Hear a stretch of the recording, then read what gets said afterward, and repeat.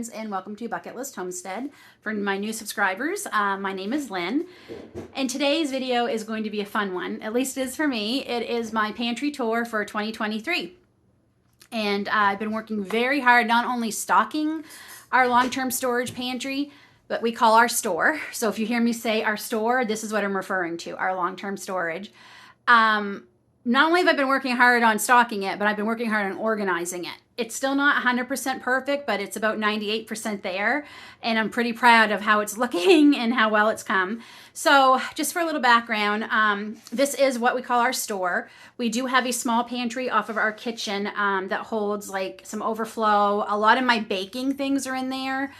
Chocolate chips, smaller things of baking powder, baking soda, some extra spices, but primarily it's where I hold a lot of my appliances now. The pressure canners, the Instapot, the roasters, things for the KitchenAid, like that's where a lot of that is. We do have one shelf with like some rice and some pasta and things, but for the most part, a lot of my flour and sugar and all that's kept in smaller containers underneath our island in our kitchen, and I just fill it up from the bigger containers we keep here in our store. This room that I'm in is off of our kitchen and our living room. My kitchen is right there. So I think this was designed to be a dining room, maybe. We're not 100% sure. We've never used it for that. We like eating in our kitchen. That's where we eat, and it's not like we have huge amount of peoples at our table that we would need, a dining room area. So we've turned it into, it's been a lot of things in the almost 10 years we've lived in this home, but the last few years it has been our store, and on the other half, my craft room. This I'm very proud of. This was an absolute mess until just a couple weeks ago, and I have been donating boxes, and I do mean boxes of donations of not only clothing and things, but a lot of craft supplies. I find as homesteaders, it's very, very hard to get rid of things because you're always going to have a use for it. At the same time, we are drowning in clutter and stuff because of that and that mindset. So I have decided I cannot, it's causing me a lot of anxiety and stress, the clutter and things. So I said, if I haven't been using it and I put things certain places, and if I hadn't used them, then I knew I wasn't going to use them any soon at all. So we've been donating a lot. The thrift stores are loving us. So I'm pretty proud of what I've accomplished. My craft area, this shelving here used to be crafts. It's now food. So all I have left now is this shelving unit. That's a little messy. It was clean, but I found some things that I need to put away. I have my little table set up where I craft and where I do my Cricut things. And then this one little shelving unit of craft supplies and the thing above my desk. And that's my desk where I do all my YouTubing things. My goal is eventually, even this big messy shelving unit over there will eventually hold more food. I am working very hard over the winter to dwindle my craft supplies by actually making things that I've been putting off. And if I haven't used them by spring, they're going to the thrift store too.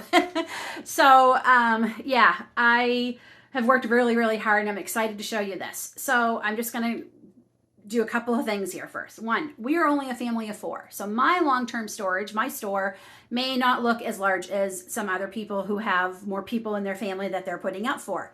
That said, I have put up a lot of food.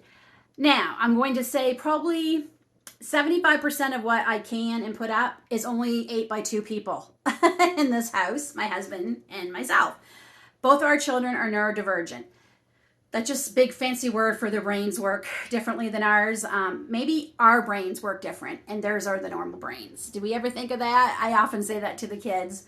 And with them, those neurodivergencies come dietary issues. So there's a lot of things the kids don't eat either because of texture, smell, taste. It could be a lot of things they don't eat, and that's fine.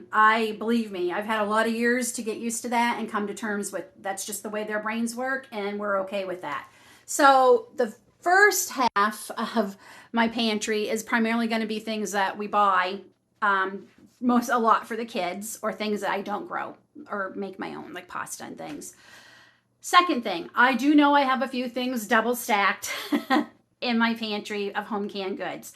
I know it's not recommended. I know it's not the best, but it's what I have to do right now. As we're eating things, I can rearrange things so then they are, I'm moving more things over to the new shelving unit we brought in here. And as I'm putting away canning supplies, I will have more room and they won't be double stacked. So before I get a lot of comments about you have things double stacked, I know it's not ideal, but I know a lot of people who do it, including me. I've never really done it before. This year I think was a bumper year for me for canning because I've definitely canned more than I ever have before. And partly that is because I've started learning to pressure can the last 2 years. So that involves more things that are on the shelves now than that you never used to be. So I get it.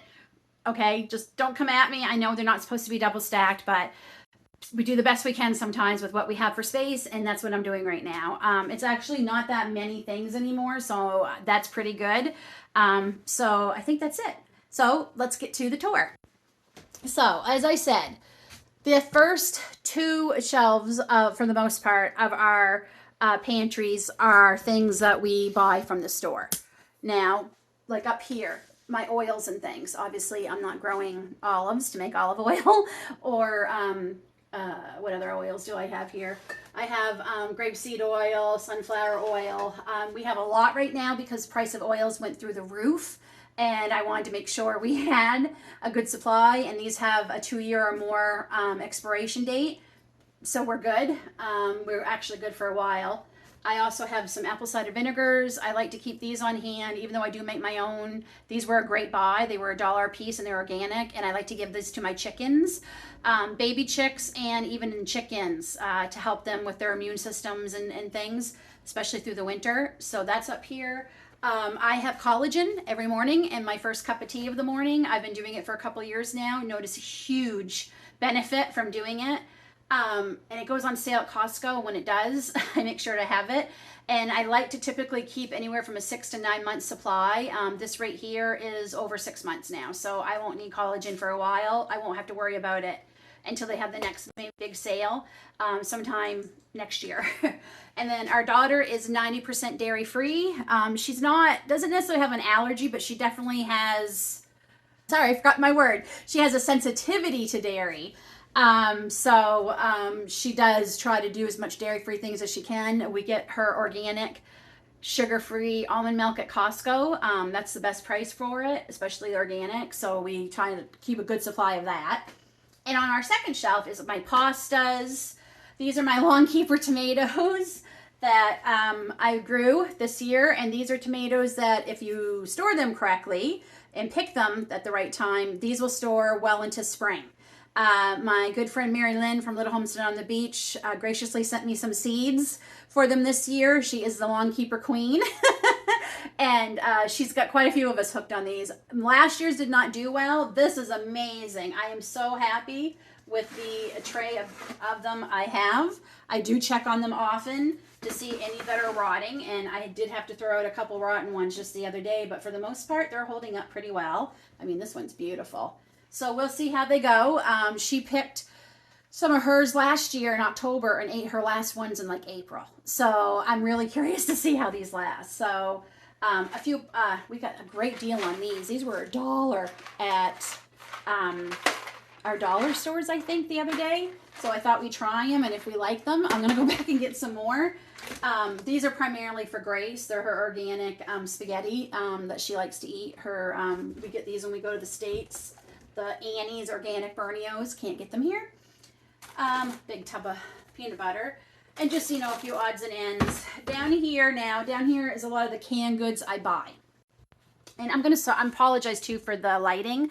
I'm trying my best, but it has just been so dark here the last few days. And I keep putting off doing this video, and I want to get this up for you and have it out on Sunday. So I hope it's not too dark.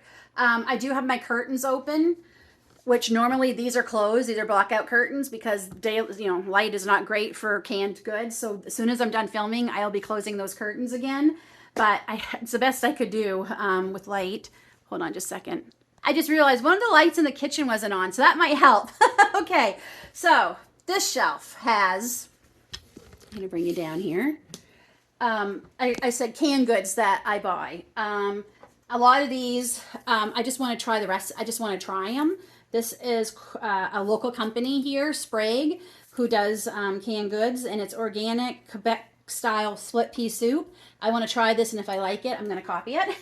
And there's like a squash soup too I want to try. My red kidney beans, my white kidney beans, even some canned beans I've canned myself. I've put them over here with them. I've got a good supply of coconut condensed milk in here that I got for a great price. Like really good. This stuff is normally $8-9 a can. I got it 2 for $5 at our grocery outlet. And I'll use a lot of this during the Christmas holidays. Grace and I love macaroons made with them. They're delicious. And it's dairy free for her, so it helps keep down the dairy for her. Canned milk, I like to always have a couple cans of that, not only for baking, but if something happens and we can't get, you know, fresh milk from the store, I can always use that in my tea and baking. Rice, both the kids, one of their diet staples is rice. This is the kind Aiden will eat. It's not the greatest, I know. I wish he would eat a different, but we've tried several, but this is the one he eats. So I've had to learn to give up a lot of my issues with some of the things the kids eat. I've just learned that I have to let it go. Sorry, the dog was barking. So yeah, so this is what Aiden likes. I have some mayonnaise here. I have some canned like maple syrup, baked beans, creamed corn, my better than bouillon, my my canned peas, a few things that I don't grow, and I don't grow peas. We don't eat enough of them, and you need to grow a ton to even have some. And literally these 6 cans, we just had our first can last night. So we'll have, or the other night, so we'll have 5 cans. We have 5 cans left. They'll do us a while. I will probably buy 6 more and we'll be good for quite a bit. Seriously, we don't eat peas that often. So that's what's on that shelf. Down here, I have cases of organic diced tomatoes and tomato paste. I get these primarily from Costco. They're the best deal. And yes, I grow tomatoes, but I basically make tomato soup and tomato sauces with my tomatoes. I don't dice them up and can them. I just find this, for what amount we need, my better use of my time and money is to buy them like this. And we go through a can of tomato paste almost every Friday because I make homemade pizza usually on Fridays. So that's the kind we like. I buy my Himalayan sea salt in bulk. We've got some barbecue sauce, our ketchup, all my lemon juices, some, what is this? Tamari. So that's primarily what's on this shelf. Down here at the very, very, very bottom is things we definitely probably won't use unless we have to, is our cases of water. We're on a well. So if we lose power, we don't have water. So I buy 2 cases every winter. I have a love-hate with buying water. I think it's ridiculous that we live in Canada with like the most natural, you know, drinking water or natural water features in the world, and we buy bottled water. I'm not a fan of it. Yes, you can water, and if I have a lot of empty jars left over, I absolutely will do that. But right now, every jar I have is pretty much going to be filled with food. So I always buy that. This is the overflow of these organic applesauce pouches the kids like. I just keep those there. And then, of course, my 2 really nice vases. I have no other place to keep them that will keep them safe, so they stay here. Now, this is our second set of shelves, and I should say we had 2 of these and we bought 2 more early summer. Great deal. We actually ended up paying hardly anything for them because we had points that we could use towards them. These are better than those black plastic ones that I will show you in a minute. Sorry, I have a very itchy nose. It's very dry in here. We have the plastic ones. They're great and they do hold a lot, but these, they not only look nicer, they're definitely more heavy duty than the black ones. So, okay, the second set we have is kind of a mess. I did have this all organized, but the family's been picking up things here and there and shoving stuff wherever. But for the most part, this is where we keep our store-bought granolas and breakfast things. So, well, those aren't breakfast things. Again, I did not put them there. And my chips. But this is where we keep like our maple syrup, oatmeal, the kids' cereals, because they live on cereal, and my granola and stuff. For the most part, oatmeal, all that. This is breakfast up here. And this should be up here. Down here, don't ignore the Christmas mugs. I bought these for Christmas decoration. They are so stinking cute. I absolutely love them. I'll be using these in my Christmas decorating. North Pole bed and breakfast. Isn't that weird how that comes up? I think it comes up backwards here, but you all see it right if I have my settings right. I mean, with the barn, hello, I love it. So I'm just keeping them here until I can put them out for actual Christmas. So I'll just set them down here for now. This is the snack, the snack shelf. And Aiden and Grace both have name tags on theirs because they absolutely have different tastes. Absolutely. I would say Grace is a bit of a health nut, which is a good thing. That's part of her neurodivergency, where she has a hard time eating junk, like physically it bothers her. She reads ingredients on labels. It can go a little bit much, especially if we're traveling and sometimes we don't have a choice on what we're eating, and she does her best. She really does. Aiden is junk food addict. He is. There's just no getting around it. Talking to a lot of moms and dads of kids with Tourette's, it seems to be pretty popular. I don't know what it is about them that they have a hard time eating healthy, fresh foods, but he does. He does his best, but he definitely has a problem. I try and get, this is going to sound crazy, I try to get the healthiest junk food I can for him. But again, it's something I've had to learn to just, make sure he takes vitamins, which he has a hard time taking those too. He does drink a lot of protein shakes to help get his protein levels. But anyway, this is our snack, and it's not just the kids' snacks, it's also ours. Love these crackers, by the way. If you haven't had them, the 4 Cheez-Its, they're amazing. So, yeah, it's just basically snacks. And yes, you're probably thinking, Lynn, that is a lot of marshmallow fluff. And it is a lot of marshmallow fluff. I make whoopie pies at Christmas time. They're Aiden's absolute favorite thing in the world. He doesn't understand why I don't make them once a week. And I told him there's a very good reason we don't make them once a week, because we don't need to be eating whoopie pies every week. But anyway, marshmallow fluff. And we even like a dollop sometimes for a treat in our hot cocoa. This stuff, normally a small jar like this here, I think it's around $7 now. And our grocery outlet had these for $1.50 for 2. So I got 6 because one tub will pretty much do one recipe of whoopie pies, and I'll probably make some more for Valentine's Day and things like that. So yeah, that's why we have a lot of fluff. Primarily, it's not where I really want to keep it, but it's the only place I have right now. And the basket in back of here is my gelatins and things that I have for making hopefully better gummies for elderberry syrup. Anyway, that's primarily what's in there. Gelatin, some baking supplies, like baking, decorating tips and things. I just keep them there. Third shelf that we have here. Dog barking again. My husband David just came home from work.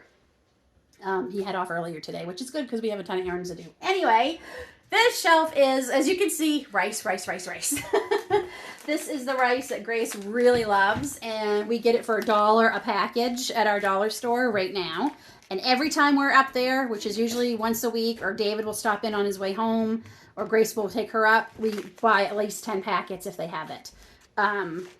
When you have a neurodivergent child and they eat certain things, you make sure you have it.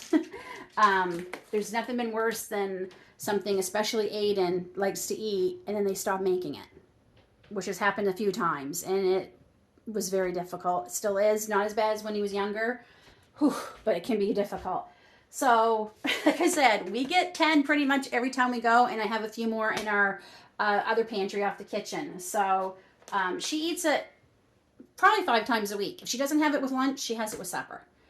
Though she has started eating rice cakes, these organic rice cakes. She has been eating these more with lunch than the actual rice. So I need to get more of those because those are $1 at the dollar store and they're organic. And then this is all my overflow of teas. I love tea. We don't drink coffee here. We drink tea and hot chocolate. That's what we drink. And I love my tea. Love my tea. So that's my basket of teas. So that is pretty much everything we buy that goes in our storage. I guess there's a few things on the very, very bottom. But the next the 4th shelf is things that I dehydrated and grew every bit of this from my garden this year. I'm so proud of this. This is the most I've ever dehydrated. I've got bell peppers that I've dehydrated. I've got strawberries that I've dehydrated. I have lime balm. I've got apple mint, onions, celery, chamomile, and I have more to fill actually. I have so much chamomile to still put in there. My pink roses. Look at all the pink roses I harvested. I stopped harvesting like back in July on them. Stinging nettle, spearmint, yellow roses, rosemary, watermelon, blueberries, tomatoes, cherries, yes, tomatoes, cherries, and there was one other thing. Oh, these are strawberry tops. When you cut off the top, and I just left maybe a little more fruit than I normally would, and I dehydrated them. Oh, it smells so good. And I dehydrated them. I put this with chamomile and a little bit of honey for tea. It's fabulous. Absolutely fabulous. It's so good. So yummy. Sage, like everything. I'm just so proud of this shelf. This was my herb garden, was probably my most successful garden this year. And this was like, I had that new Excalibur plus my Nesco dehydrator, and they were going quite a bit there for a while. But yeah, I'm pretty proud of this shelf. So this is everything I grew, except for these onions. I think these onions might have been store-bought. But everything else I grew and dehydrated. So I'm pretty proud of that. The very bottom shelf is just things we don't use a lot of often. Navy beans in storage, popcorn, some dehydrated blueberries and pineapple. We bought those when we were traveling. That's why I have them. My dates, my baking soda or instant potatoes, and I don't have a freeze dryer right yet. It's not even something that's going to be on the horizon for a while unless we win the lottery or something. So I buy freeze-dried fruit and vegetables from this company called the Rotten Fruit Box. They are the best budget-friendly, I find, company. I know Thrive is a great company, but I find they're very expensive, especially for shipping for me, because I would definitely get more things of theirs if I could. But like I said, their shipping is very expensive to me. Like physically to me, it's very expensive. So the Rotten Fruit Box tends to, I don't think you have to have a whole lot to get free shipping. I haven't bought anything in a little bit because we're pretty stocked right now. But anyway, yeah. And then I have my overflow of like our hot chocolate that we just bought from Costco. So that is the two shelves of things that we don't necessarily, other than my dehydrating shelf, mostly things we buy. Now I get to take you to the fun part. So this shelf, and one more shelf. This is everything that I have canned this year. Now, it's not everything we grew. Some of these things I didn't grow. Some of these things we either went to U-Picks or farmers markets, but I did can it all. Our top shelf, and I've tried to keep things, it's a little bit of OCD. Yes, I do have it. So some things that are not where they should be kind of bug me a bit, but I have no choice. I try to keep all this shelf, all these, the 1, 2, 3, 4 shelves, fruit things. And the very bottom is oats and things. We'll get to them in a minute. But I try to keep these all fruit. So up here we have blueberry pie filling, apple pie filling, apple slices, cranberry juice that I made. And I can't wait to try this with you.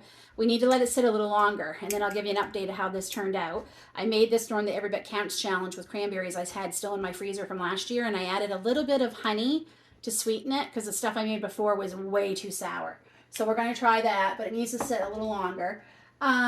Blueberry pie fillings, blueberries, apples, apple pie filling. That's what it's all up here. Down here is primarily my jellies. Lilac jelly, which was something new for me this year. Dandelion jelly, not new. David actually likes that. A lot of now apple butters, more pear butter, apple butter, blackberry jam, strawberry jam, cranberry sauce, pear butter, and this is apple juice. that I made. I think I made that during the Every Bit Counts challenge. I made more actually this week, but that's apple juice. Down here is more apple butter, pears I did for Grace, lemonade concentrate, pear sauce, more pear sauce, lemon curd that I made David and canned it. He loves lemon meringue pie. A little bit more, what is this? Apple jelly. So that's what's on there. Very down, way down. And here we have more applesauce that I just made. More pears, pear sauce, more apple juice, rhubarb butters, a lot of butters. Blueberries are down here. The very, very bottom, I don't know if I'm going to be able to bring it down far enough. Let me see. And here is my oats I buy in bulk, and then I just fill up a smaller container. Tapioca flour, whole milk powder. This is a great thing to have. It took me forever to find it. It needs to be shook up a little bit more, but you just add water to it and you have whole milk. What do I do? Oat flour, and I believe they're empty. What the heck are you? That's just an empty bucket that nothing's in right now, so I'm actually going to move that out of here, and I'm going to put my vinegar up here. This is vinegar you can with, but it's a lot for my homemade cleaners. So I buy it at Costco. It's the best deals. I always have lots. And look at that. I actually have more room there. So that's good. I'm not sure why we have that empty bucket. I'm sure I picked it up thinking we needed it for something. And it'll come to me eventually. And my buckets have gamma lids on them. They are game changing if you haven't had them. If you don't know what they are, here, I'll show you. These are, so down on, I'm going to start at the bottom on this shelving.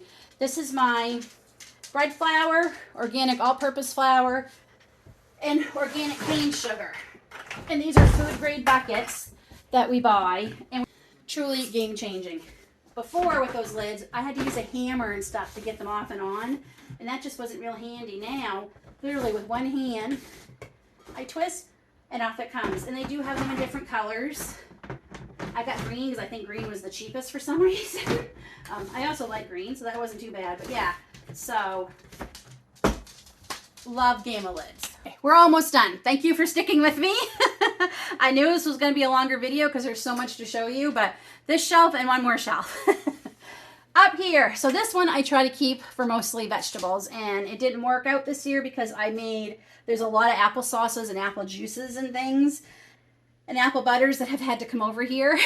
So I'm trying not to let it bother me. It actually is not going to bother me that much. As we're taking it from there, we'll just fill it back in. But up here, we have sweet potatoes. We have yellow beans, green beans. I think that's everything. That's everything that's up here now. And some new cranberry juice that I made. I used cranberries, apple juice that I made, and dehydrated raspberries that I reconstituted in apple juice. And we're going to try this in a few weeks and see how it tastes. So I'm really excited to try that. Down here, as you can see, is pretty much all carrots right to here. This is probably the one few vegetables all four of us eat. And we eat these a lot. So if I get another good deal on carrots, I'm probably going to can some more because we do go through these a lot. We've already ate some of the yellow beans. We've actually already ate some of the carrots. We've already we've already ate quite a few things. So I wish I'd gotten to this a little sooner, but that's okay. Down here, it's primarily tomato products. So we've got tomato sauce, and this tomato sauce, some passata, some tomato soup, my salsa, my pico de gallo, kale, some pickles. These are still pickles that we're getting through from the last couple of years. I didn't even make pickles this year. Or did I make any last year? I don't even know if I made any last year. Because, again, Dave and I are the only ones who eat them. And I probably like them just a little bit more than David. So we're not going through them as quick. So might make some more next year. But for now, I didn't make any. And then apple sauce, of course. More applesauce. A lot of applesauce this year. Because we had success with our own trees this year, beside the U-pick we did. And then very, very bottom is all the corn that Aiden and I picked, and then Dave and I went back and picked some more. We have ate quite a few of these already. That's corn I've canned, and again, surprise, surprise, applesauce and apple butter, and more cranberry juice is down there. And I already showed you the bottom. All shelves were fine, but one shelf held a lot of craft stuff, so I got rid of, you know, that because I donated so much. The other shelf held all my canning things, and I kept them out year round. I can't do that because I have so much food I need to put on shelves this year. So I am going to pack up my canning stuff into a tote and put it away as I'm slowly getting it out of here. I'm still using lids and the stock pot and the canners, and that's all. The very, very bottom of this is just where I keep my canners. One's actually on the stove because I've been canning this week.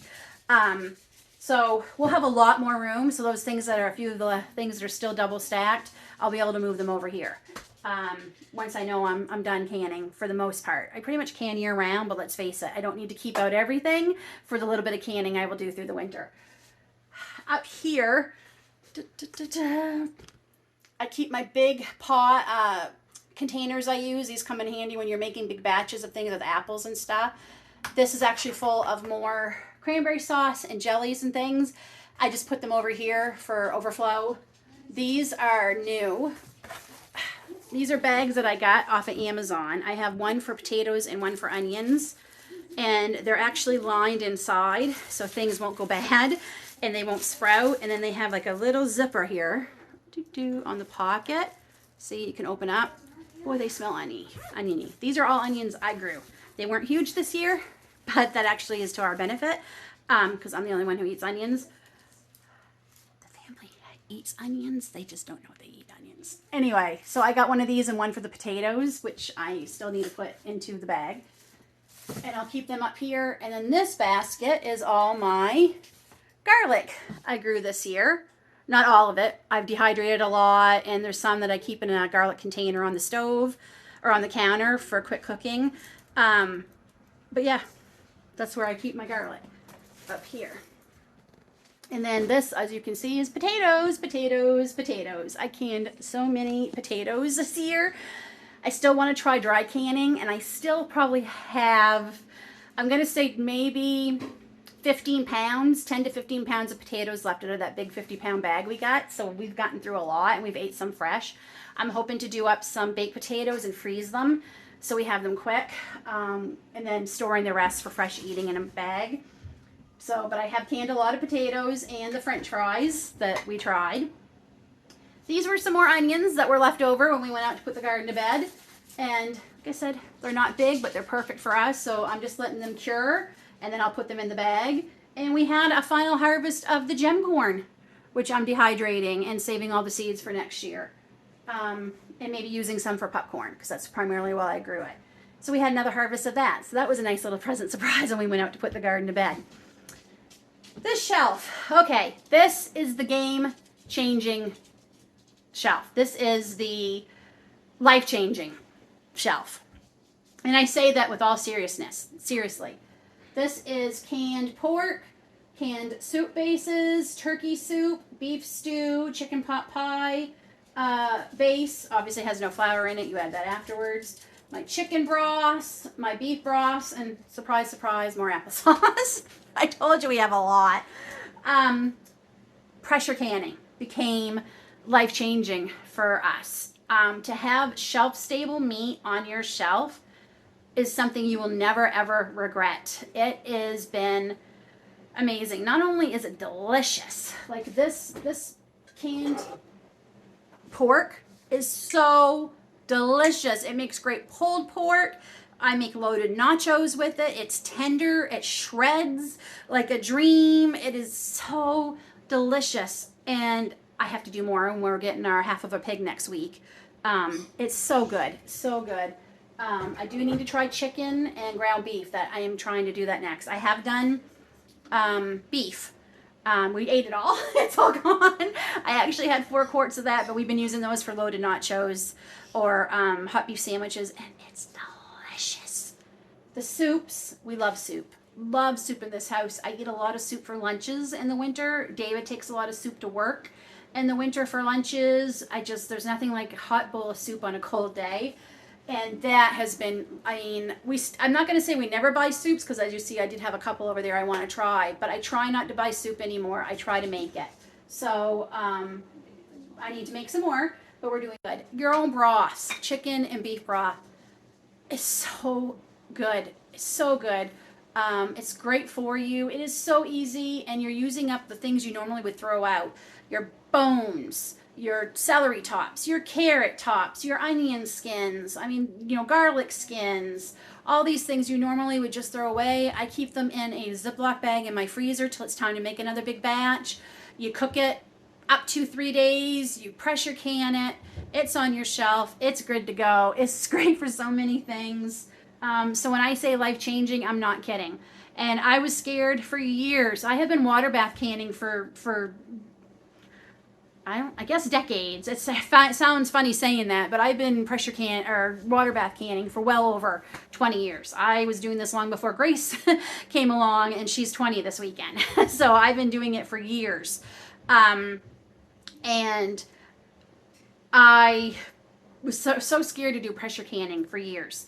And it's now electric pressure canners I found they make it even easier than the other pressure canner, but even learning to use the other pressure canner, the Presto traditional pressure canner, was life-changing. And I still have that one, and I plan on keeping it, because if I lose my electricity, I can still can on my barbecue. And I'm hoping eventually when we move, we will have a gas stove, and I can use that again, because I just don't find it works that great on my electric oven.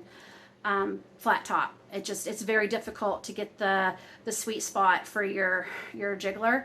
And I've talked about that before in another video. But anyway, so if you have been nervous about pressure canning, I'm telling you, if I can learn to do it, anyone can. And I say that with no joking. It's like, all jokes aside, if I can learn to do it, anyone can do it.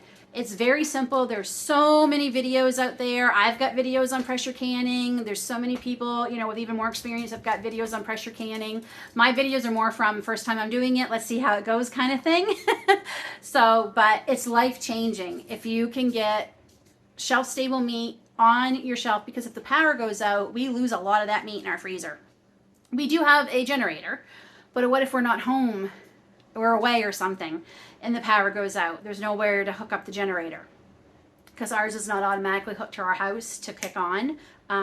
We're not millionaires, and it costs a fortune to do that. So anyway, having it shelf stable, you don't have to worry about it going bad if you lose the power in your freezer, and it's just so convenient for meals.